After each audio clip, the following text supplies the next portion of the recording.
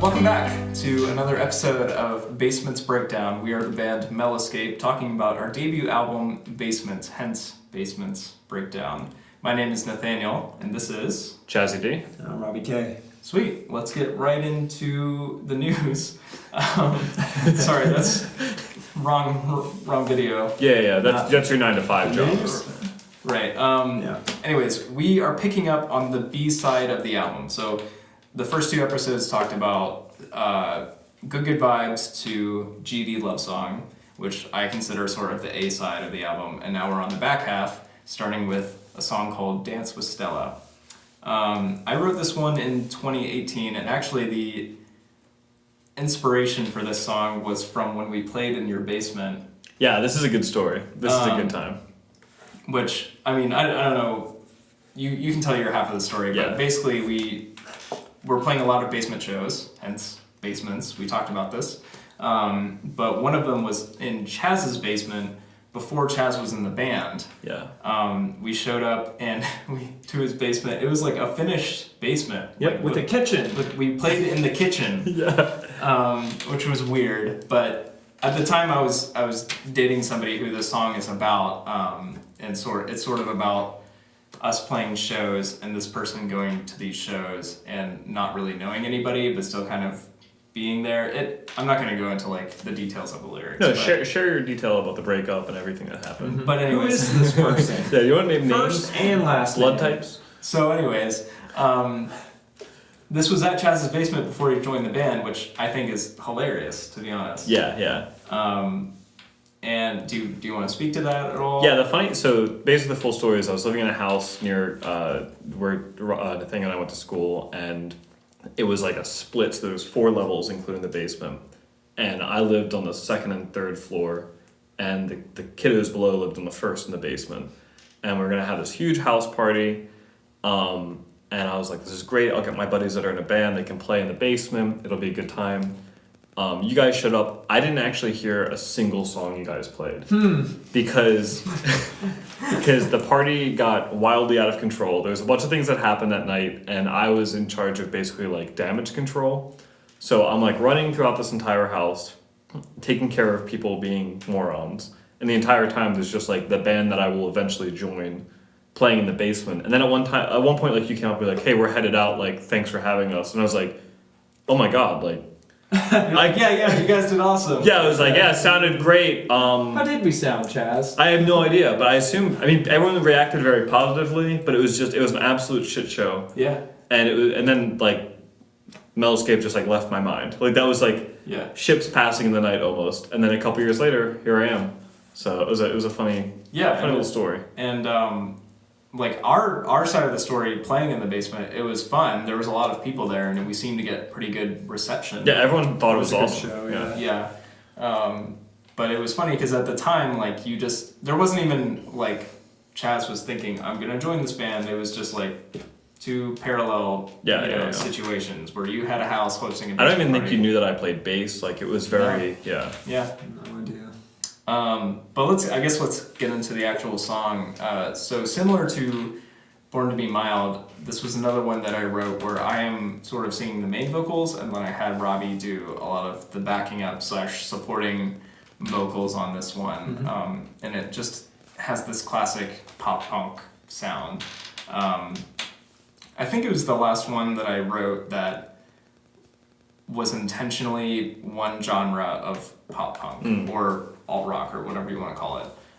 After this, the songs that I've written since then, I've sort of not stayed in that genre, or maybe I started in that genre and ventured off. But I think this was one of the last ones that I wrote to be formulaically pop punk. And it really is. I mean, it really is like verses, chorus, bridge, breakdown, and then play the greatest hits, wrap up to the verse, and we're out of here. Yeah. Right. So it's funny you mentioned the bridge, because I think that is like one of the most redeeming qualities about this song. I concur. Yeah. It's the best part of the whole song. Yeah. I think so too, because it's not even that crazy. It's a part that repeats 3 times with 2 vocal parts and maybe like a little instrumental guitar solo.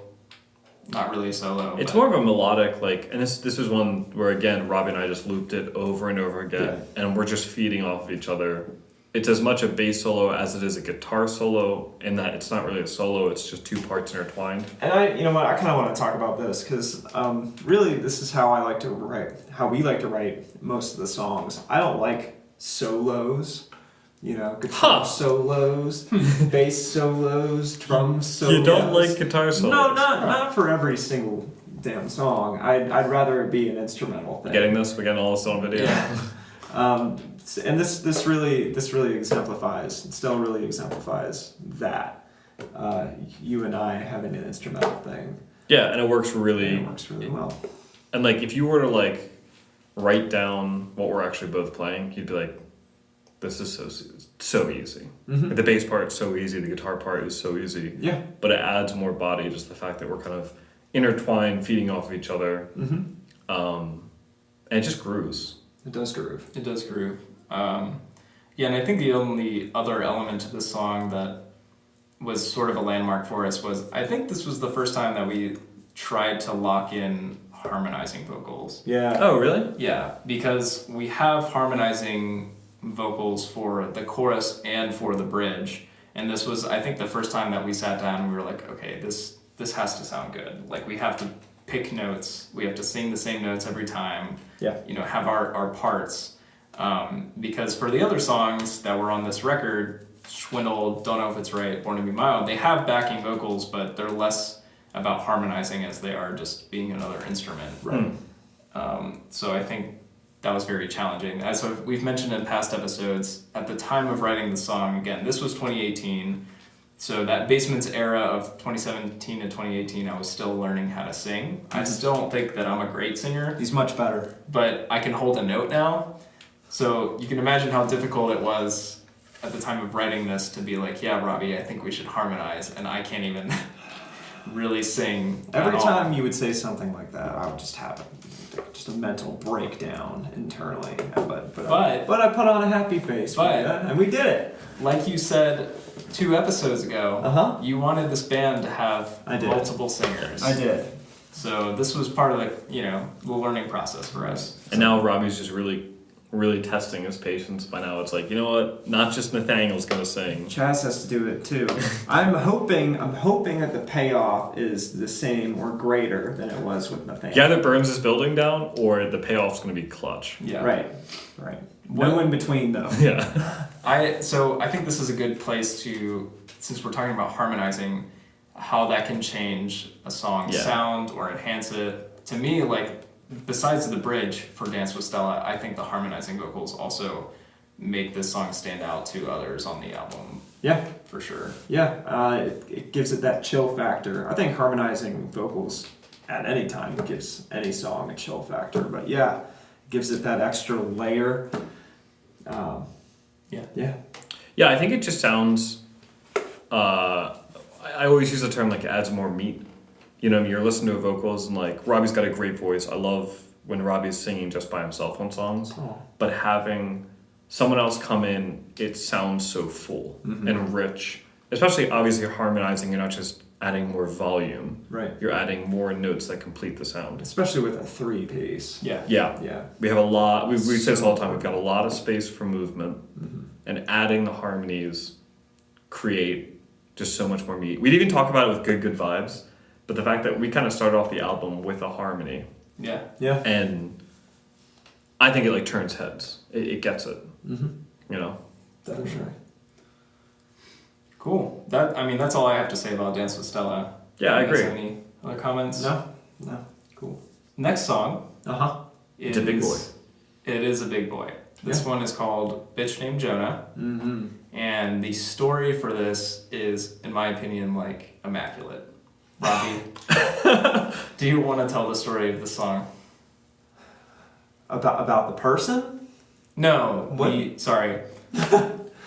You gotta be clear here. I think we should talk about the songwriting process. Yeah. Oh, okay. Primarily, because that's where a lot of the most interesting stuff lies. Well, we'll start at the beginning. I brought in the Bones, and the Bones were inspired by the rock group Primus. just, in fact, one of their more famous songs, what's it called? Too Many Puppies. Yeah. And so that's kind of what the whole thing's based off of. The beginning, the main riffs, the end, everything. It's also based off of another song called Jerry the Race Car Driver. But anyway, so I came to you guys with that. I also had my own lyrics that we ended up changing anyway. But then after a while, the song really changed. It really changed. Yeah. Go on. I'm gonna interject and say that we had the bones of this song, and we actually didn't finish the song. We like took a break from writing it. You had the bones Yeah. from like 2018, right? Yeah, from 2018-ish. But again, before like Chaz was in the band, and we took a break from like really working on it because it was just not really going It wasn't anywhere. working. Yeah. I was very frustrated, not with you guys, just with the song itself, because I thought this isn't going anywhere. I'd like it to. My vision was cool. It just wasn't happening at the time, and that was before Chaz showed up. That's when Yeah. we put it in the back seat. And this was the first song. Like, so when I joined the band, basically what happens, I walked in, we had a practice and the thing, it was like, here's a couple of our songs, here's what they're in, yada, yada, yada. Here are the chords and all that. And I rewrote the bass lines. Mm-hmm. This was the first song that it was like, we've got this chunk, this is what we're going for, and we all worked together on the song. Right. Which was cool. That was the first time that I was like, I could see me playing with this group for a while. Yeah. Because we were all hearing each other's ideas. I was not as good of a bassist back then as I am now. I think we were all not as good technically as we are now. Mm-hmm.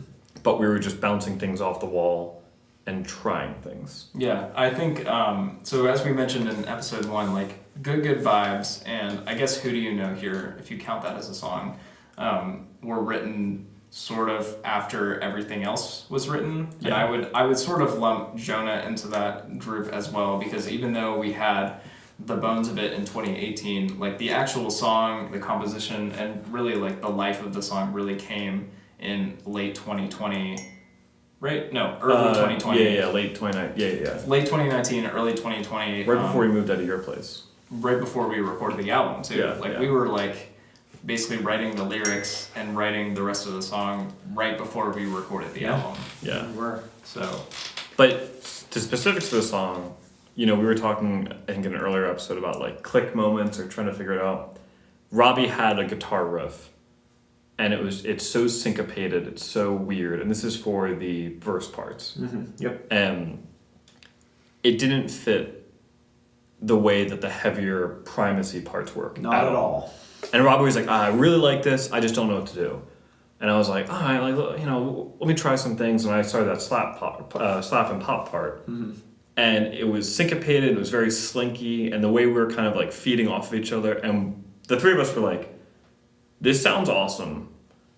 How the fuck are we going to fit this in with like a heavy distorted fuzz part? Mm-hmm.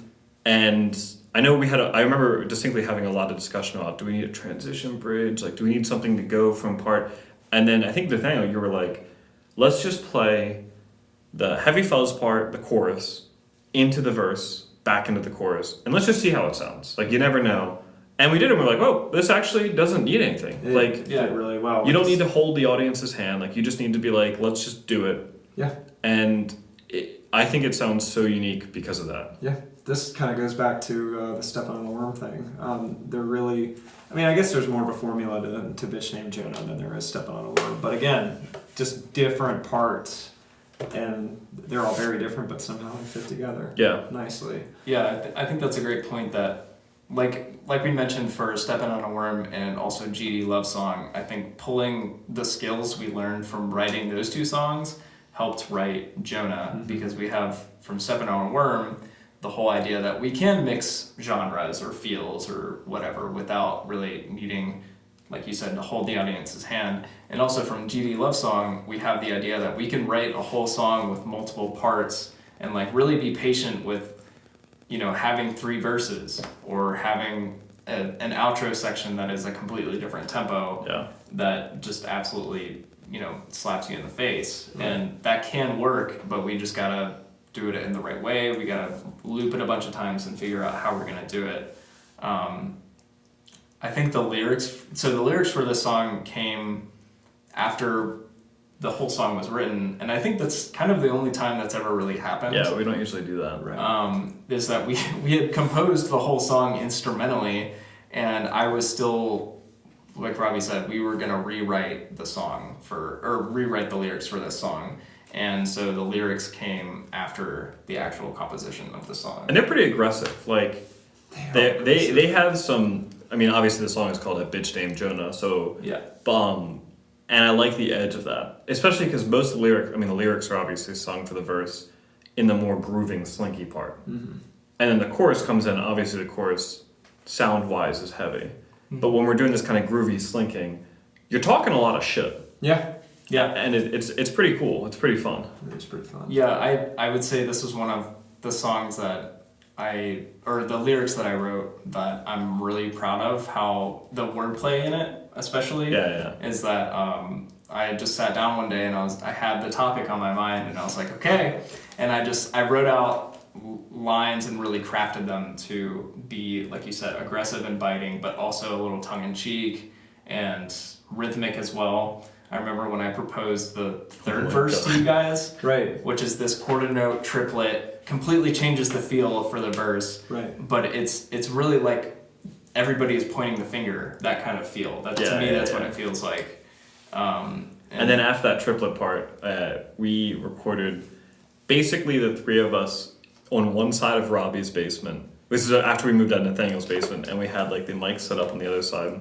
And we're like, all right, just swear a bunch and be like, you're an asshole. Yeah, like yelling at somebody on the so other side. we were just going at it, and I think we did like 2 takes of that, and the first one just because we couldn't stop laughing. Yeah. Because it was just like, this is so silly. Right. Yeah. But yeah, it's fun. It works really well with that song. It's a fun song. Yeah, I think my last note for this song is again about the production side of it. Was I had so much fun adding the extra backing vocals, adding the shouting parts. The percussion, you added some really cool percussion. Added some percussion stuff, and none of it is hard or complicated or anything. It was just like varying up the sections and arrangements, where one verse has the ooze in the background, like the doo-wop ooze, and then the next section has extra percussion elements of a cowbell and a wood block, and to me that makes the entire song interesting from start to finish instead of the same parts repeating. Right. Yeah, and it could easily be an exhausting song if you didn't have those little tidbits. Yeah, definitely.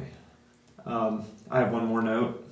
I want it to be the last note, so if you have any other notes. Yeah, go for it. Go for it. Okay, so the last section, the very, very fast section, is I play a little tidbit, a little instrumental thing. Not going to call it a solo. Not a solo. Let's get this straight. But it's a riff written by one of my best friends, Travis. He wrote that for another song that we had in our band, Solar Tide, Nathaniel and I here. And I mean, I asked permission and all that, and it's there. And it just fit perfectly. It works so well. It just works so well. And I think that kind of is a good segue into the next song. For sure. A little bit. So the next song, Phunk, was written by that band that me, Travis, and Nathaniel had together. We also had a fourth member, Justin. But yeah, Phunk was written in 2011? Yeah, long time ago. 2010, Way 2011? BC. And just to interject one comment is, we have Bitch Named Jonah on the album, and right after it, Phunk, and those together are about 9 years apart of writing difference. Yeah. And I think it really shows. Like, not saying that Phunk is a bad song at all, but It's not, but it's definitely very simple. Yeah, and we kind of kept it that way for the album. Like, we could have done more for it, but we wanted to keep it true to its original composition. Right, we did. And it, honestly, I think it fits great in this album by like where it's at in the album. I think it's definitely a part of Mellowscape. But yeah, very simple. 2 chords for the verse, 4 chords for the chorus. Pretty sure it's been a long time since we played this song. Yeah. Inspired by Power of Equality by the Red Hot Chili Peppers.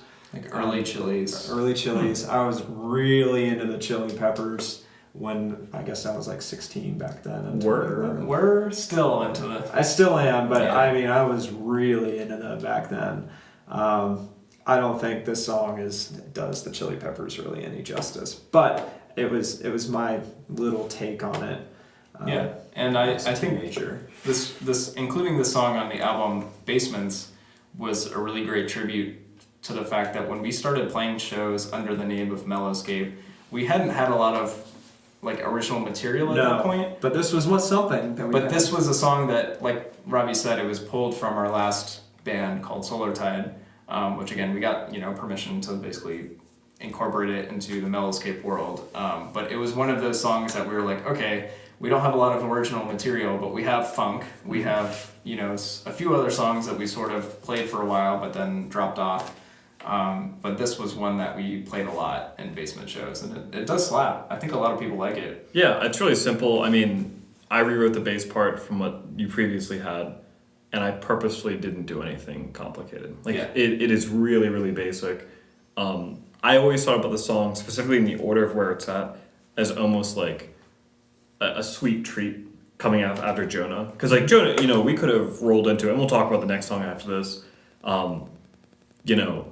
There's some heavy ending to the album. Yeah, And I think that if we just did Jonah straight through to the rest of it, it would have been a lot. it's just not the way our band sounds. No. So having this in there is like a nice little like, oh, this is fun. Funky groove. Yeah, And funky, fun groove. like I mentioned earlier, there's an A side and a B side, and I think Steppin' on a Worm is the funk on the A side. Yeah. And Funk, Funk with is the the funk. PH is the funk on the B side. So Yeah. it balances it for sure. And I think funk really, the song Funk really represents our funky roots. Yeah. That's something that we keep in our back pocket, And we use quite a bit, yeah. We do. Yeah. When Nice. we can.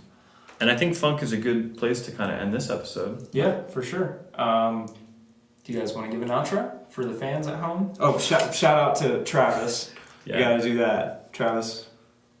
Travis Chrisley. That's it. Travis Chrisley. No, I wasn't gonna say his last name, but it's out there We now. can bleep that one out. Yeah. Yeah, big oof. Anyways, thanks for checking out this episode of Basements Breakdowns. Basements is out now. It's by us, Mellowscape, on all streaming platforms. Robbie, Chaz, Nathaniel signing off. We have one more episode for you where we'll cover the last 3 songs of the album. Thanks for tuning in, and Stay mellow.